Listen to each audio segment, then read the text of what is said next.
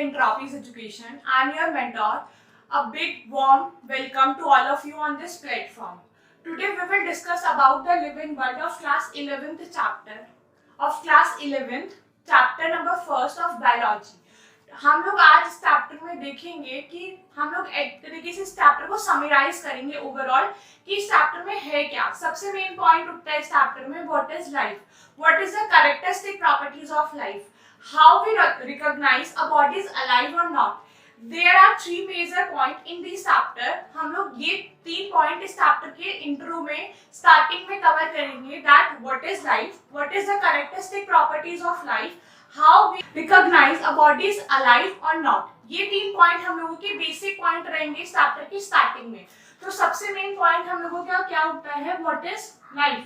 What is life, life है क्या. अगर हम लोग लाइफ देखें हिंदी में हम लोग इसे क्या कहेंगे, जीवन. क्या कहेंगे, जीवन. हम लोगों की बॉडी कैसे उस चीज को कॉप अप कर रही है. लाइक 3 मेजर पॉइंट आ जाते हैं इसमें भी हम लोगों के. First is reproduction. Next is growth. Third one is metabolic reaction. Next one is consciousness. In 4 point के बिहाफ पे हम देखेंगे कि हम लोग कैसे कैरेक्टरिस्टिक कर सकते हैं एक ऑर्गेनिज्म को. इज दैट अलाइव और नॉट. हम लोग ये देखेंगे कि वो जिंदा है कि नहीं है. Reproduction is that characteristic properties of a living organism. हम लोग कह सकते हैं कि रिप्रोडक्शन एक कैरेक्टरिस्टिक प्रॉपर्टी होगी लिविंग ऑर्गेनिज्म की. कोई लिविंग ऑर्गेनिज्म रिप्रोड्यूस कर रहा है, that is okay.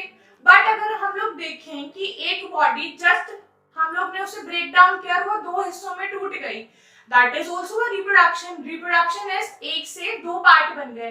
Like in amoeba, हम लोगों ने आपके 10th वाले चैप्टर में भी देखा लाइफ प्रोसेस में कि अमीबा कैसे फ्रैगमेंट करता है. लाइक उसके अंदर का जो न्यूक्लियस है वो कैसे डिवाइड करता है. उस चैप्टर में हम लोगों ने डाइजेशन देखा था कि अमीबा कैसे डाइजेस्ट करता है by the formation of pseudopodia. That is a false food. हम लोगों ने रिप्रोडक्शन क्या देखना है हम लोगों को कि न्यूक्लियस से वो जस्ट डिवाइड करता है, न्यूक्लियस बीच में से टूटता है और अमीबा 2 पार्ट में डिवाइड हो जाता है. इज दैट ओके कि वो लिविंग ऑर्गेनिज्म होगा, वो रिप्रोड्यूस कर रहा है तो दैट मींस वो लिविंग ऑर्गेनिज्म होगा. बट हम लोगों ने जस्ट अ वुडन ब्लॉक लिया और उसको बीच में से ब्रेक डाउन कर दिया. वो खुद तो नहीं हुआ, हमने किया, but it reproduce, it divided into 2 parts. So हम लोग रिप्रोडक्शन को कह सकते हैं कि it is not a characteristic property of living organism.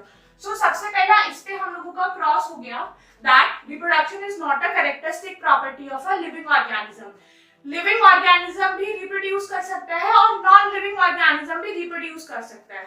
So a big no for this reproduction point that it is not a characteristic feature of a living organism. सबसे main point cancel हो गया कि reproduction किसमें आ गया हम लोगों के 9 वाले पॉइंट में कि हम लोग रिप्रोडक्शन से उसको कैरेक्टराइज नहीं कर सकते कि वो रिप्रोड्यूस कर रहा है कि नहीं कर रहा. Next one is growth. हम लोग देख सकते हैं कि ग्रोथ क्या है. आप लोग 11th के भी चैप्टर में 11th में ही जैसे जैसे आप आगे फर्दर मूव करेंगे आप लोगों के पास एक टॉपिक आएगा प्लांट साइकोलॉजी. उस चैप्टर में हम लोग उस पूरी यूनिट में हम लोग अलग अलग like transport in plant, mineral nutrition, photosynthesis, respiration in plant and at last आपका चैप्टर आएगा प्लांट ग्रोथ कि उसमें प्लांट कैसे ग्रोथ कर रहा है. तो उसमें वो बताएगा भी पूरा, आपको रेफरेंस भी देगा कि हम लोग ग्रोथ को नहीं कह सकते कि वो कैरेक्टरिस्टिक प्रॉपर्टी है अ लिविंग ऑर्गेनिज्म की. क्यों, हम लोगों का एक वुडन ब्लॉक लिया, जस्ट हम लोगों ने उसे सिंपली पानी में डाल दिया, थोड़ी देर बाद वो स्वेल अप हो जाएगा, दैट इज अ ग्रोथ. क्या उसके ऊपर हम लोग अगर उसका पहला वेइंग करेंगे और आफ्टर दैट वे करेंगे, इज दैट इक्वल, फर्स्ट और आफ्टर वो इक्वल नहीं आएगा. दैट इज नॉट पॉसिबल कि हम लोगों ने एक ब्लॉक लिया, उसको जस्ट हम लोगों ने पानी एक बीकर पे पुट कर दिया और उसका वेइंग पहले हम लोगों ने किया that is 5 kg. After that हम उसका वे करने लगे, उसका कुछ ना कुछ अमाउंट जितने उसने पानी को स्वेल किया होगा उतना उसका वेट पुट ऑन हो जाएगा. दैट नेचुरल कि ये जो ब्लॉक हम लोग के पास that is a non living organism और हम लोग क्या है, हम लोग भी ग्रो कर रहे हैं। कैसे कर रहे हैं? आप बच्चा देखोगे, बच्चा इतना, आफ्टर दैट इतना, आफ्टर दैट इतना, कि वो क्या कर रहा है, वो ग्रो कर रहा है। क्या हो रहा है, वो धीरे धीरे ग्रोथ ले रहा है अपनी। ऐसे ही हम लोग प्लांट में देख सकते हैं। प्लांट हम लोगों ने छोटा सा, हम लोगों ने जस्ट उसको, हम लोगों ने उसकी सोइंग करी, हम लोगों ने उसे मिट्टी में दबाया, आफ्टर दैट उसने ग्रोथ किया। बस उसके अंदर इनडिटरमिनेट ग्रोथ होगी, हम लोग के अंदर डिटरमिनेट होगी। हम लोग एक एज पे आके, कौन सी एज मानी जाती है, दैट इज 18 एज पे आके हम लोगों की ग्रोथ रुक जाती है ऑलमोस्ट। बट प्लांट के अंदर ऐसा नहीं है, कोई स्टेम बड़ी होगी, कोई छोटी भी होगी।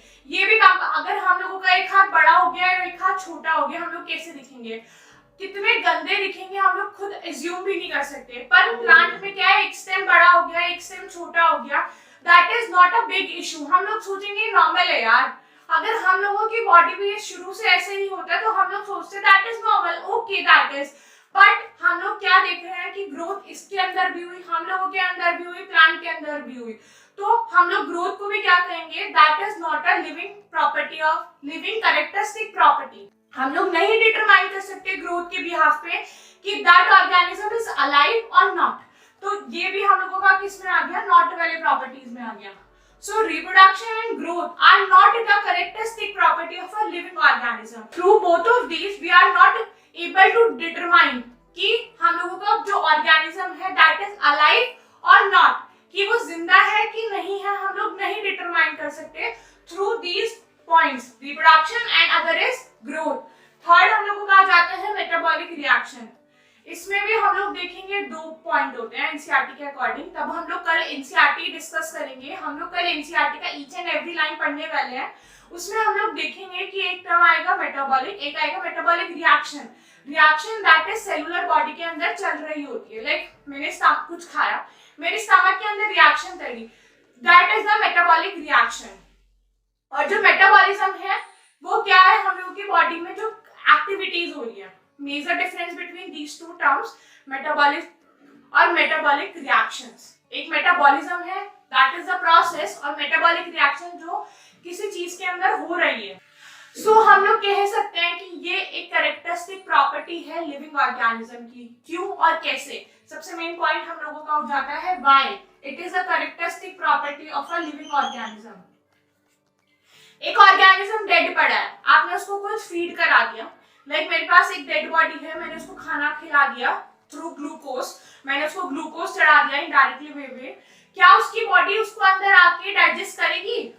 अब बिग नो, नहीं करेगी यार, ऑब्वियस है। उसके अंदर एंजाइमेटिक एक्सचेंज नहीं होगा, उसके अंदर HCl का फॉर्मेशन नहीं होगा, उसके अंदर पेप्सिन का फॉर्मेशन नहीं हो रहा होगा। बॉडी कैसे उस चीज को कंज्यूम करने की कोशिश करेगी? तब उसकी बॉडी डेड पड़ी है। अब आप लोग मुझे बोलने लगे कि मेटाबॉलिक रिएक्शन तो हम लोग एक्सपेरिमेंटली भी कर सकते हैं, लाइक हम लोग जो IVF परफॉर्म करते हैं, in vitro fertilisation, that is test tube baby का फॉर्मेशन, जो आप लोग 11th 12th में पढ़ने वाले हैं। इसके बारे में आपका पूरा चैप्टर है इसके बारे में, कि आपका जो ह्यूमन रिप्रोडक्शन आएगा उसके अंदर नेक्स्ट आपका टॉपिक ही है ये आने वाला, उसका नेक्स्ट जो चैप्टर है कि उसमें IVF क्या है, क्या कैसे करते हैं, आप लोग वो 12th में देख लेंगे हम लोग। तो हम लोग क्या, वो हम लोग कह सकते हैं कि मेटाबॉलिक रिएक्शन बाहर भी चल रही है, यस, बट वो आप लोगों का क्या है, एक लिविंग ऑर्गेनिज्म को बनाने का फॉर्मेशन है। तो दैट इज व्हाई हम लोग उसको इजीली कह सकते हैं that metabolic reaction is a characteristic property of a living organism.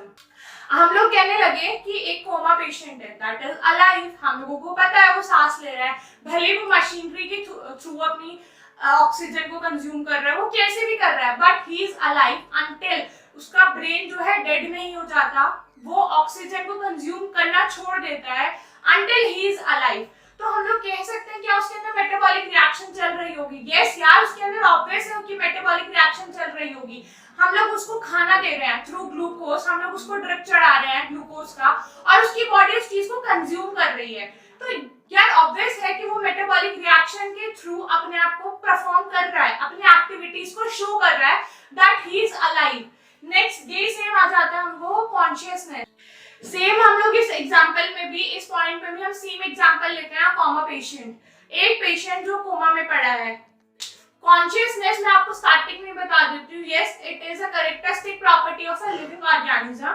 हम लोग कैसे उस चीज को डिटरमाइन कर रहे हैं। मेटाबॉलिक रिएक्शन एक कैरेक्टरिस्टिक प्रॉपर्टी है लिविंग ऑर्गेनिज्म की। कॉन्शियसनेस, अगर मैंने टेबल को छुआ, क्या वो मुझे रिएक्ट करेगी? नहीं करेगी, because he is not live. मेरी बॉडी को कोई टच किया, मैं रिस्पॉन्स करूंगी, भले ही मैं उस टाइम स्लीपिंग मोड में हूँ, बट मैं रिस्पॉन्स करूंगी अपना हाथ इधर या उधर टर्न करके। सो लिविंग ऑर्गेनिज्म अगर कॉन्शियस है, मतलब उसको अब होश आ रहा है, होश इन द सेंस वो अपने लाइक उसके अंदर जो मतलब हम लोगों से टच कर रहे हैं, वो अपना रिफ्लेक्स एक्शन दे रहा है हम लोगों को। ये भी टॉपिक आप लोगों ने 10th में पढ़ा अबाउट रिफ्लेक्स एक्शन। सो वो बॉडी अलाइव है, वो बॉडी जिंदा है। क्या है? वो बॉडी जिंदा है। क्यों? क्योंकि वो रिस्पॉन्स कर रहा है, रिस्पॉन्स टू स्टिमुलाई दे रहा है। मैंने अपना हाथ गर्म वाटर में रख दिया और मैंने एकदम से पैक कर लिया, क्या है कि मेरा रिस्पॉन्स टू स्टिमुलाई है। मेरी बॉडी ने उसको कॉप अप किया, नहीं कर पाई कि वो ज्यादा गर्म है, मेरी बॉडी उसके साथ कॉप अप नहीं कर पाई, और देन मैंने एकदम सडनली अपना हाथ रिमूव कर लिया। तो that is the characteristic property of a living organism. अब एक क्वेश्चन मार्क आ जाता है, is a coma patient is alive और not? Is a coma patient is alive और नॉट? क्या एक जो पेशेंट जो कोमा में पड़ा है, क्या उसे हम जिंदा कहेंगे? क्यों? क्योंकि अगर मैं उसकी बॉडी को टच कर रही हूँ, ही प्रोवाइड अ रिफ्लेक्स एक्शन, कि वो कोई नहीं दे पाएगा यार, ऑब्वियस है वो नहीं दे पाएगा अपना रिफ्लेक्स एक्शन। क्यों? उसकी बॉडी अलाइव, जिंदा ही नहीं है उसकी बॉडी। उसका ब्रेन ही तो चल रहा है, उसका हार्ट लिटिल बिट अप का चल रहा है, तो वो नहीं कह सकते हम लोग। और she is not able to, but हम लोगों के कोमा पेशेंट्स के अंदर मेटाबॉलिक रिएक्शन चल रही होती है, that is why he is alive. But एक लिटिल बिट एक्सेप्शन यहाँ सब में होता है, हम लोग केमिस्ट्री में इतने सारे एक्सेप्शन पढ़ रहे होते हैं, तो कॉन्शियसनेस में भी एक छोटा सा एक्सेप्शन है, that is a coma patient.